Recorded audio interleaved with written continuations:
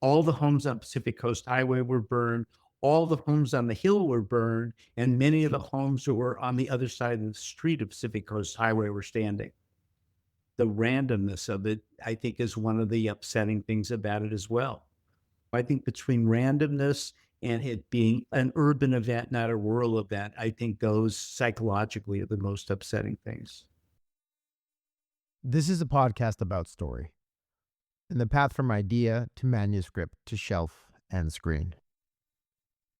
But this has been a very dark 10 days for those who work in the screen business. Fires began burning the Palisades on the morning of the 7th of January. They spread. At one point, when the hills lit on fire, it felt like, after pandemic shutdowns, labor shutdowns, and an entertainment crash really not yet obvious to the public, that Hollywood was literally going to burn to the ground.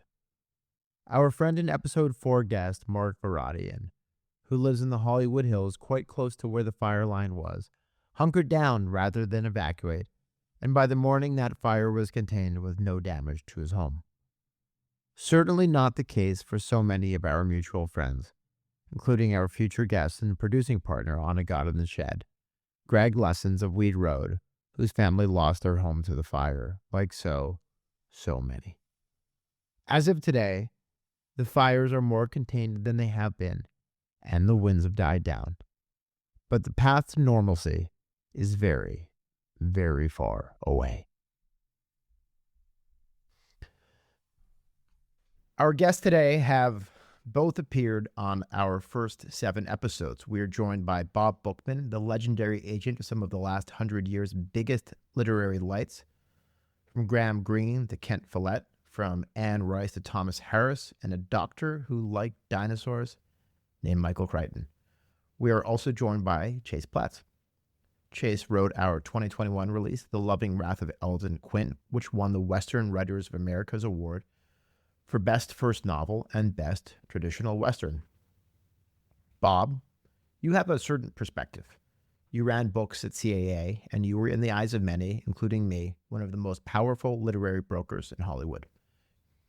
You live in a high-rise in West LA, and as you said to me in our conversations over the past 10 days, you've spent many nights with your wife literally watching the area burn while getting updates from your friends on who had lost their homes.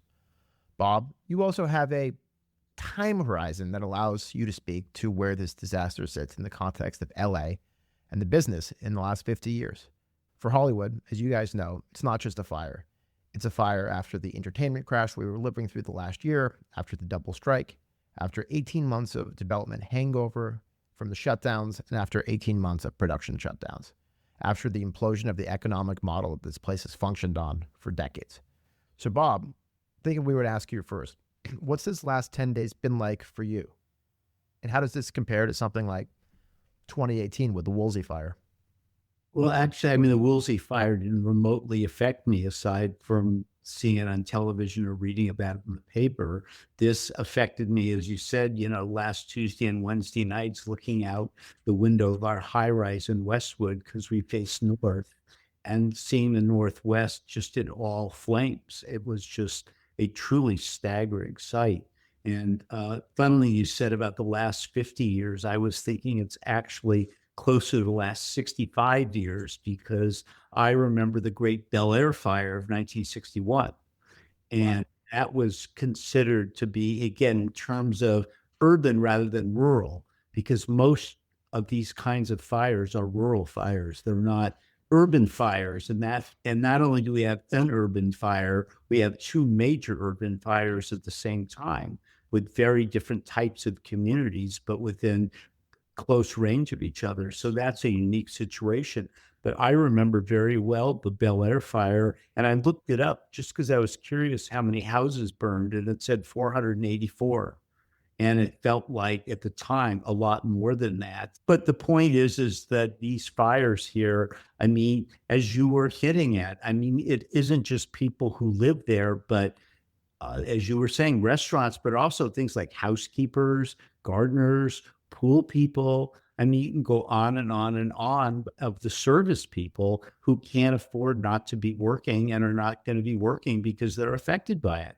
At the same time, my wife has a friend whose house actually is standing in an area where most of the houses are burned, and she received something called a red notice, which means she can't go back to her house. It effectively has been condemned because there's so many Toxic. poisons in the smoke and the toxins that houses that I think people think, oh, my house is saved, but it's going to be a long time before they're going to move back into it. And there are all these endless consequences, not the least of which is we're overdue for heavy rains, and those will bring mudslides.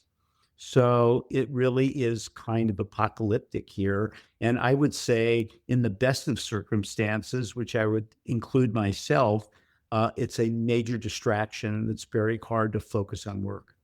Bob, let me ask you a question, and I want to get, obviously, I know what it's been like for Chase for the past 10 days because we've been chatting, but I want to ask him. But I had this question for later on, but you brought up the Bel Air fire of, when was it? 61. It was, I'm going to say September, October 61.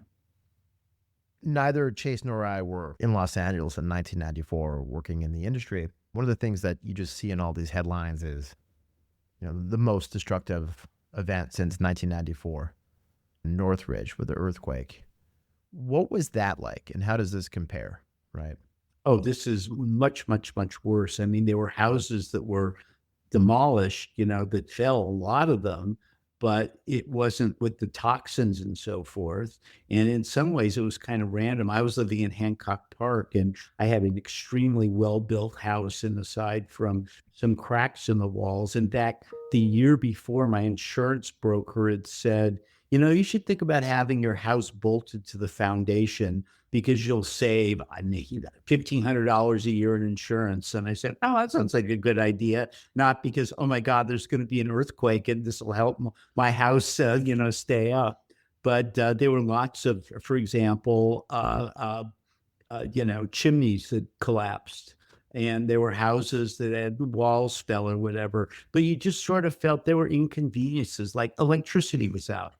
And things like, so our gate, we had an electric gate, we couldn't open the gate. I mean, that was to me the big inconvenience of the earthquake. I mean, we're almost 10 days into this, and it feels like maybe staff meetings are starting to happen again, but everything really came to a grinding halt, and not inappropriately so, right? You had people who were evacuating their homes and going back only to evacuate again 4 hours later. You had people who didn't have to evacuate, but didn't have power for 3, 4, or 5 days, right? They were throwing out their groceries. I know there are at least 3 or 4 senior agents at CAA whose houses burned. And there may be more, I mean, part of the thing is we don't even know everybody who's lost their house. And there may even be people who've lost their house. They don't know they've lost their house because there's so many of them. Chase, where were you when, it started in the wee hours, right? Early last week. Mm-hmm. How did this start for you? I was on the phone with a friend, and we were talking about the winds, the Santa Anas, the culprit. Of course, yeah. And I saw that there was a fire that had started in the Palisades, and I said, oh, here we go. Something's happening. With no idea, the degree to which it would absolutely decimate that area. And then I went to bed that night. I get up early. I get up early to write every morning. I get up around 4:35. And I got up early, and there was a strange feeling in the air, and there was the smell, which if you've ever been a fire in Los Angeles, that smell. Sort of like burning, because kind of a barbecue, sort of a wood smell. Tires. Yeah, but with tires. It wasn't tires yet. It was still the okay part of the smell. That sort of toxic, noxious smell came a little later. I saw the alert, and I didn't have any of the apps, and suddenly figured out what app to get and how to figure out where is the fire. So that's the real question, because the sky was already lighting up orange. This picture is now, you've seen a lot of different versions of it. People have taken a picture of their house, there's smoke behind it, and it's just this orange wall. Oh, yeah. And it's hard to tell where it is. So that was my first question. And we had a neighbor, older gentleman, lives alone, who was wandering around in the dark and knocked on our door, and we'd never met. And he introduced himself, and he was clearly, pretty scared. And I live in Glen Oaks Canyon, which is right north of the intersection of the 134 and the 2. And it's this nice sort of horseshoe-shaped canyon, very, very pretty neighborhood. He lived here since 1977 and had been through many fires and said, what I normally do is I get on my roof, I get a hose, and I just wait it out, and that's never failed me. And I could tell that this was different for him because of the fires, and he was scared and he needed some reassurance. So I said, we exchanged numbers. I said, you can hang out here. We'll keep in touch. Let's trade information. Let's see what's going on. I knew he just needed somebody to talk to. So then I decided once it got light out, we got the evacuation notice. You get the little yellow notice that says, be prepared to go.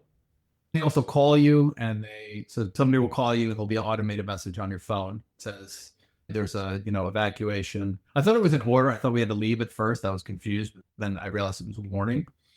And so I drove up to the top of the hill. There's sort of some hiking trails where you can overlook the 2 freeway sort of borders the one side of the hill, and then you can see over towards Pasadena and Altadena.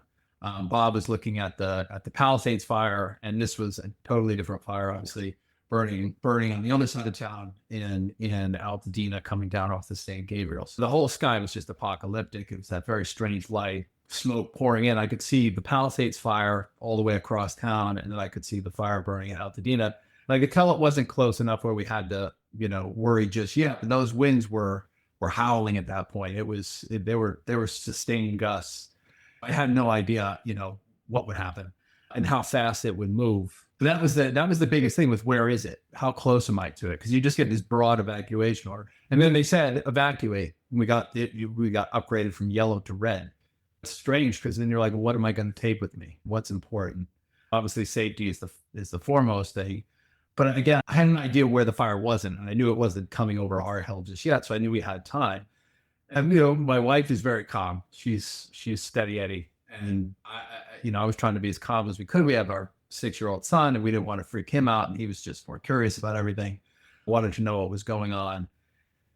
And so we realized, okay, well, we knew we had a place to go. We were very lucky. We had an empty apartment that we were about to rent that hadn't rented yet. And so we basically just packed a few, clothes, some food, because we knew we need some food. We didn't know if it would be difficult to run on the grocery stores or whatnot. And so we packed some food into a cooler, and we packed our important documents. And my wife took a picture of her father who passed away, and that was basically it. And everything else. And I took a guitar. I have a Stratocaster. That was my first guitar, a lime green Stratocaster. That is the only sentimental item I took with me.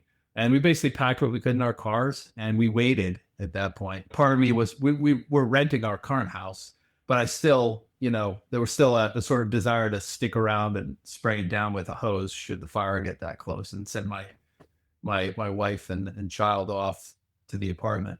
But it never got to that place. And around 2 or 3 o'clock in the afternoon, we decided that we don't want to risk spending the night here because the winds were still blowing. And we grabbed some air mattresses, and we went and stayed at our other place. And we were about as lucky as you can be. We came back the next day after the evacuation order was lifted. And at that point, they had started to get control of the fires. And I felt like, it was fairly safe to be where we were. That was the first part of it. I was just a spectator after that. Let me ask you guys this. We've all lived in California a long time. Bob, you're from California. Second generation Los Angeles. Second generation Angelino. Chase, you're from New York. I'm from Boston, right? But you've been here almost 20 years? Me? Yeah, off and on. I went back to New York a few times. But I think I moved out here in 2004 for the first time. I've been here 19 years straight. So almost my whole adult life. You can't live here and not expect things to burn. If you ask somebody, were you surprised there was a fire? No, you're not surprised there's a fire. That's the number one thing that people associate with the Santa Anas. And on top of that, LA hadn't had rain in like 9 months. But I think that there's like a pretty big difference between expecting periodic wildfires that cause a significant amount of destruction and expecting what happened, right? Expecting that the Palisades are just going to burn to the ground, that the fire hydrants are going to turn off, that the reservoirs are going to be empty. Well, let me go back a step. First of all, it's one reservoir, just not plural. Secondly, water supplies are local. So there were places that had plenty of water and there were places that didn't. And clearly that's going to be the subject of the investigation. And the other thing, which I would say in the ascending order of importance, is that most of the prior fires have been rural fires. I didn't count Malibu as rural. It's not like you have traditional blocks and houses together, as opposed to, in this instance, the Palisades, but clearly Altadena even more so. Right. And so when you looked at that Palisades village, I mean, village tells you it's not a rural area. It was a village and the houses were all packed next to each other. And it was just almost completely wiped out. Or as we were saying before, there was an amazing photo taken, it must have been from a helicopter looking east on Pacific Coast Highway. All the homes on Pacific Coast Highway were burned.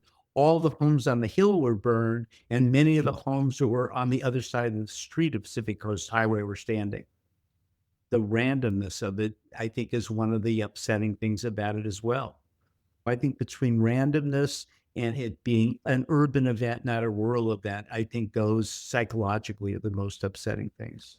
It's the urban part of it. I mean, and obviously it's not like mid-city burned to the ground, but obviously I live in Northern California and spend a lot of time in Los Angeles, but and it's interesting because the home, like I was saying, the home that I live in burned in the 91 fire, the Oakland Hills fire.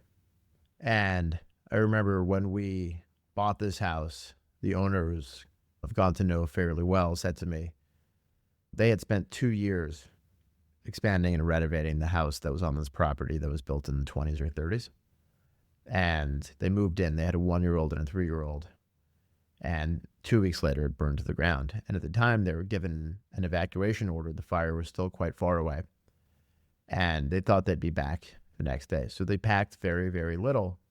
And they came home to nothing. He said, we literally had weekend bags packed. And we thought we wouldn't even need all that. And then by the next morning, everything was gone. So he said, promise me that if you ever get an evacuation warning, you'll do a better job packing than I did. There was a piece, I think, in the LA Times, and it was interesting about the 7 things you need to remember. And there were things like birth certificate, marriage certificate, medicine, weren't things like underwear and socks. And it was things that you don't realize credit cards, if you lose them, it's going to be a hassle replacing them. You can always get another pair of pants. Chase, was this surprising to you, and what part of it, and how does that kind of contrast with Bob? Obviously, it was surprising in the moment, but if you take a step back and look at ecologically what's going on, and we had a lot of rain last year.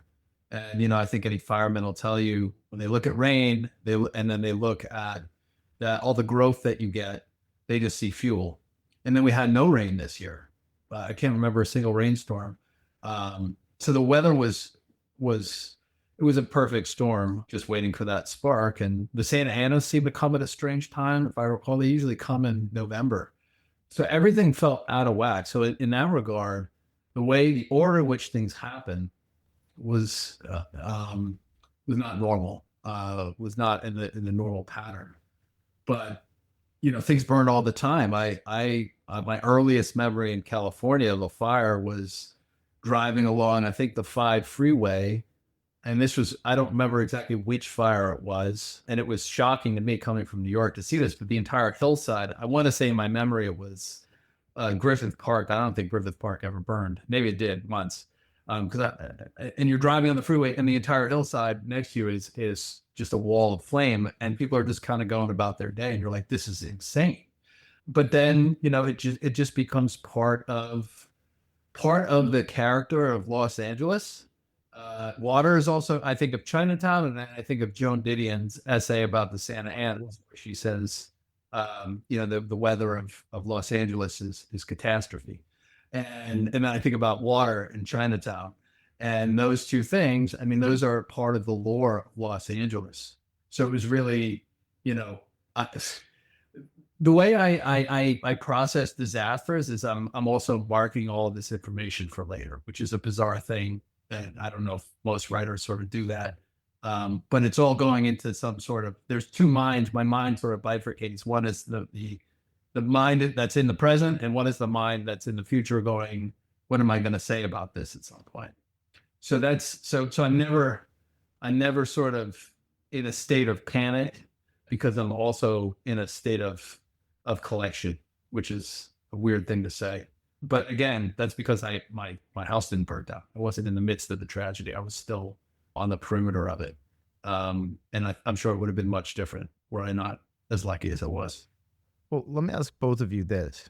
We're kind of collecting our thoughts on this. One of the things that I know texted and talked with both of you over the last week is it's been a rough few years in this industry. Chase, I think you had sent me, Joel Stein wrote a piece in the Hollywood Reporter saying to all writers, it's time to give up on your dreams and go home. It's over. I think that's probably too much, but the pessimism is real and it's built across all of these, from the strikes to the shutdowns, all of this. But Bob, you and I were talking about where does the industry go from here? Do we think that this is going to accelerate certainly a lot of people are talking about how this is going to accelerate a kind of divestment or exodus from Hollywood that really began with COVID, where people realized that in many ways, a lot of this job could be done now from anywhere. You saw DeLuca go to Fort Worth. Michael Sugar went to New York before then. I was thinking earlier today, has the spell been broken a little bit with Los Angeles? Bob, what do you think? We're too close to the events to know. I think people are still reacting emotionally. It's like when I fell in love with a woman, and this was many years ago, and it was a question of whether I was going to leave my wife for her or not.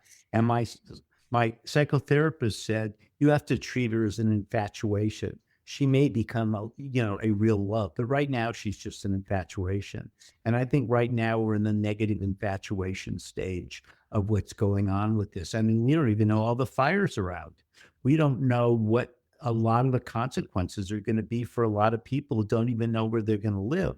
So I think that those kinds of life decisions, like I'm leaving here and I'm never coming back, maybe for some people, but a lot of people, where are you going to go? I mean, there's a tendency, for example, by analogy, a lot of French Jews moved to Israel because they thought the anti-Semitism so was intense. And a lot of them moved back because they hate living in Israel.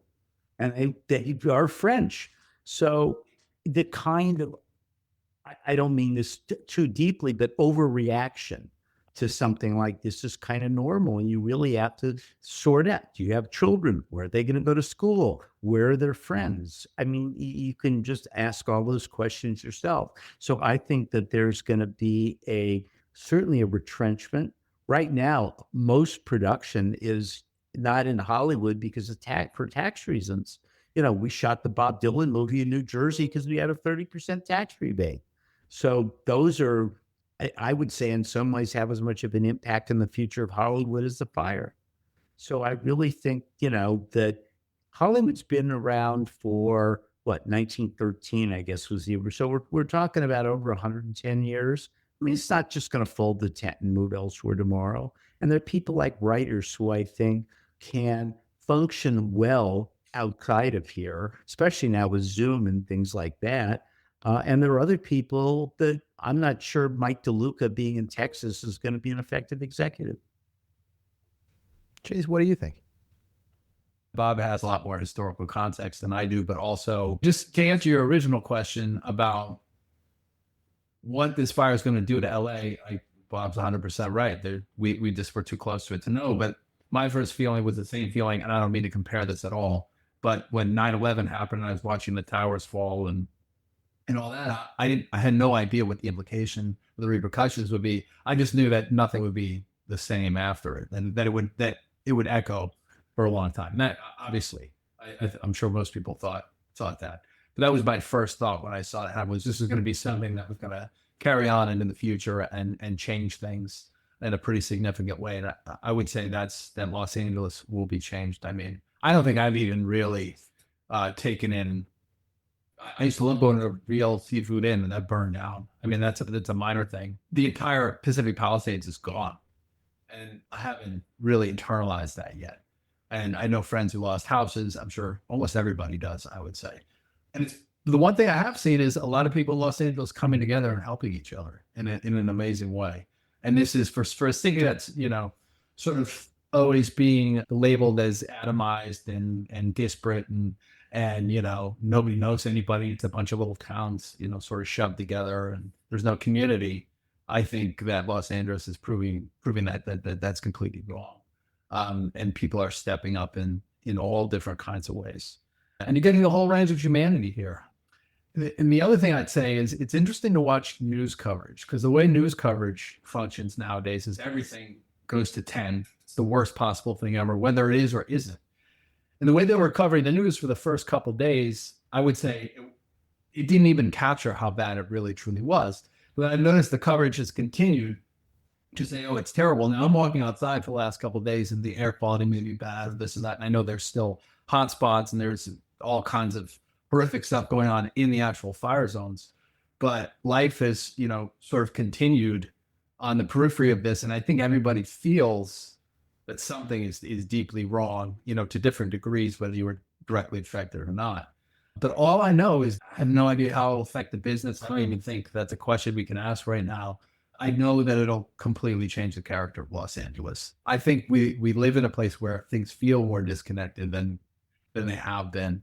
And, like the story I told about my neighbor who I hadn't met, even though I've lived here for a few months and he lives 3 houses down, now I've got his number. Now I know who he is. I'll talk to him again. I'll say hi on the street. So I can feel that coming together, and that feeling that, this is a shared moment. And not to make a silly relation to Hollywood, but that's what Hollywood used to be about, right? We all sit in theater together, we watch a movie, and we do it together. And that one of the many factors of why people will say that this business is dying or whatever it is that, people on average buy 3 movie tickets a year, but watch 19 hours of TV a week in their houses. There's definitely especially in, I think, younger generations and older generations, a sort of disassociation with group activities and with sharing experiences together, because it's so easy to just look at your phone. Bob, you jumped in my car the other day, which is relatively high off the ground, and you're one of the spryest people I know. Very limber. You must have an extraordinary stretching regime. But despite your incredible flexibility, you are kind of the elder statesman. Can you think of a time, for Chase and my generation, the generation in your 30s and your 40s, there's so much pessimism right now, right? We, whether you're reading Deadline or the Hollywood Reporter or the Angler, whether you're just, having conversations with kind of like peers and mentors, right? Richard Rushfield wrote something, I think it was earlier this week, about, that this is the last thing that we need, right? After the collapse of the economic model, after the strikes, after the shutdowns, after all of these things, the last thing everybody needed was a massive fire, right? In your decades doing this, is there a moment that feels at all like this, right? Like usually we have this kind of presentist notion that the thing that we're going through is so different from what anyone else went through. There's been this whole meme going all over the internet about how men over the age of 40 think about Rome 12 times a day, right? That we can't go to the bathroom without thinking about, ancient Rome. And you think people over the age of 40 know anything about ancient Rome, with a few exceptions? Well, particularly white men over the age of 40 are obsessed with Rome. Really? Oh, yeah. No, I think we talked about this on episode 2 or episode 3 with the Soroka Groundsel. I think it's true. I think that there's a lot of, including me, quite frankly, who are excited to get to the weekend so they can listen to a Tom Holland audiobook on ancient Rome. But it's interesting because you can hear about the destruction of the Roman Empire and the politics, and so many aspects of it seem just like today, right? In ways that are almost impossible to fathom, right? Bob, I know you're a big opera fan. I'm reading a book called A Mad Love about opera, and they're talking about how people had no attention spans. So many of the facets of opera that we think of as classical were actually added, because if they allowed for any space in any moment in which somebody's attention might dissipate, that basically people lost all social cohesion in the opera house and they would leave to go have sex in the coat closets, basically. And certainly, although things are different today, we talk about low attention spans and all of these things. And you go, oh, well, things weren't maybe that different 300 years ago or 400 years ago, right? In your time in the industry, is there a moment that felt like this? I think when things, I mean, for example, in the 80s and into the 90s, I mean, the motion picture business was just an unbelievably great business to be in, especially to be an agent in CAA. It was just an amazing thing. And you thought it was always going to be that way. And then suddenly, on a relative dime, it wasn't that way anymore. And suddenly it was like, oh my God, it's always going to be terrible. And I think especially the compounding events that you mentioned from COVID and the strikes and all those other things made us feel like we're somehow never going to turn the corner. But I just don't think that's the nature of life. I think the corner will be turned not necessarily when you're expecting it. And I think if you go back further than those early operas, go back to ancient Greece. What was theater in ancient Greece in those amphitheaters? It was basically 2-hour plays to the extent we know from the ones that have survived. And so I think there's a difference in attention span between being entertained and being informed. And right now, I think people's attention span to being informed is negligible. But I think at the end of the day, people's attention span, and I know that this isn't the equivalent of a Marvel movie, but people are going out and seeing The Brutalist at 3.5 hours, and they're not complaining about its length. So if you deliver the goods, I think you've got people there. And conversely, if it's something short and people's attention isn't on it, they'll think it was terrible and it was too long. So I think it's hard to generalize. When I started out in the business, or tried to, it was 1972, believe it or not. And it was a year of a major downturn in the movie business. And because of the Film Society, as you know, that I ran, I had lots of great connections. And I had, you can't miss, kid. How can I help you, kid? Who do you need to meet, kid? Sorry, I don't have anything for you. And it was really, really, really tough. And I drove that downturn. Was it just the movies weren't great, or what was it? They were making a lot of musicals. The audience was changing. They were making movies for nobody. Movies for a lot of money people didn't want to see. And there weren't all the ancillary markets, obviously, that emerged, starting in the mid 80s. So, I mean, that's the way it was. And you just, you can never know what's going to happen in the future. You've got to do it the present and the past. And just, as an addition to my screed, I'm a big non-believer in the old line about if you don't study the past, you'll make mistakes in the present or whatever it is. There are a lot of great, leaders who studied the past very carefully so they could make their own mistakes in the present. Right. Yeah. One has something to do with the other. You said that the motion picture industry was such a great industry in the 1980s and 1990s. When do you think it changed? I don't think it changes on a dime. You sort of turn around. As you know, I was a history major, so I tend to bore people with my historical citations. But there was a book by Stefan Zweig, who I don't know if you know who he was or not, but he was the biggest selling fiction writer in Europe between the wars. He was an Austrian Jew. He was born, I'm going to say 1880. And his writing is just extraordinary. And at the end of his life, he was forced to leave Austria in 1938. He went to England, became a citizen, went to New York, where he wrote this book, The World of Yesterday, and went to Brazil in 1942 and killed himself because he couldn't live with what the world had become. And The World of Yesterday is about, you take for granted this great life, this great world you live in, and then you look the other way, and when you turn back, it's gone. And I think that that's kind of the feeling that I had in the business. What did Lenin say? Wasn't like history happens very slowly and then all at once?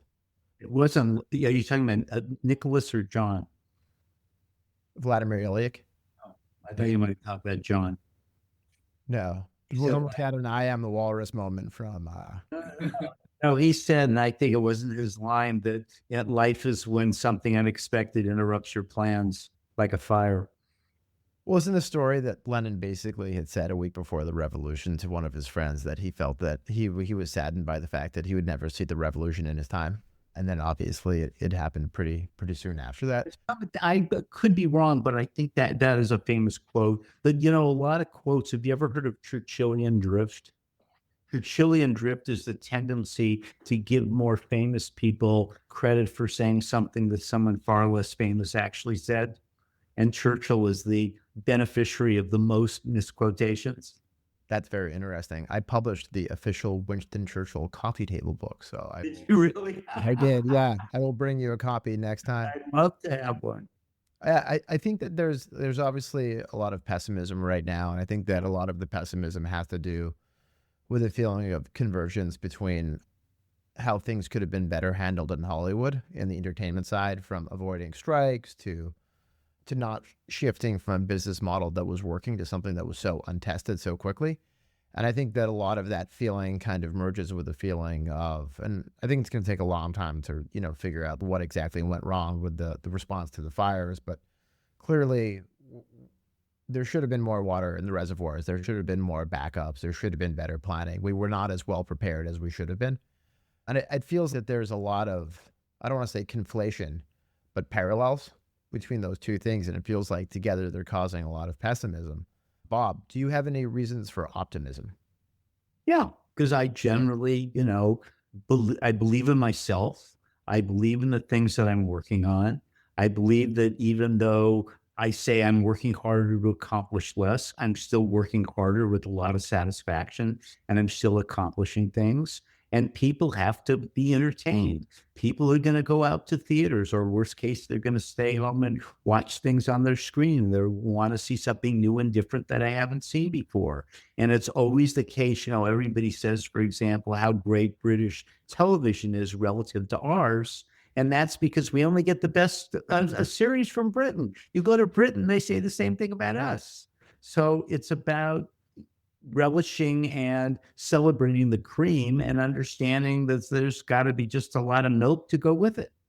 And I think that I feel very optimistic, because I think that, as I said to you just before, that you think when things are bad, they're always going to be bad, but that isn't the way it works. You just don't see the change coming, but it will come. And you just need to be prepared for it. Chase, what are your reasons for optimism? I think one of the gripes that you hear all the time is Hollywood's just sort of been corporatized and therefore risk averse, and then they only make sequels or remakes or this or that, which, there's obviously truth to that. Then I looked at the reel of up and coming movies from A24, and it was just all original stuff. And people are doing daring, interesting things. Original storytelling will always, drive interest and intrigue and bring new voices to the fore, and new and exciting stuff will keep rising to the surface. So I feel nothing but optimism. I don't think that the sort of vicissitudes of the industry really are ever going to affect people who really have a story to tell, and nothing's going to stop them from telling it. The French have a saying, Adam, after the rains, the blue sky. And that's another version of what you just said and what Chase was saying. But it's true. I was involved with Conclave, as I think I told you. I sold the rights. That's how long ago it was. But how great an adaptation did Peter Strawn do, and how great a job did Ed Berger do? And that cast is fantastic. So, and it's doing well. And they made it a price. They made it for $20 million. That was a fantastic film. I really enjoyed that movie. That's the kind of movie that everybody says nobody makes anymore. And yet, there you go. And that's what I'm saying. You make it the analogy to television, and it's a success. And they'll say, we don't want period. We don't want elevated. We don't want limited series. You say, we have X, Y, and Z. Well, those are different. Yeah. What I'm going to bring you is different also. What they're really looking for is the same, only different. Yeah. Yeah, there's just more stuff. Like what did you say? There's milk in the cream, and there's always been that. And there's maybe more of it, I guess, or we're more exposed to it, or it goes by faster. Maybe it does seem like less stuff sticks, but I think that's just a passing moment. You had what was it, Barbenheimer last year, which was an actual phenomenon. They try to repeat it this year with the manufactured version with Gladiator and Wicked. What was that? Lit? Not like that. Wicked was an adaptation of a very successful musical, and Gladiator was a sequel. Yeah. My first meeting in Hollywood actually was with Mark Platt, who had been trying to make Wicked back in 2004. So there you go. That is an incredible story. All right. Well, I have an under the weather 2-year-old and a nanny who's about to depart, so I better take my leave. But it's a pleasure talking with you both. It sounds like we've been invited over to Bob's wine cellar. I would know that. All right, I would guys. say- Let's see you both in person soon.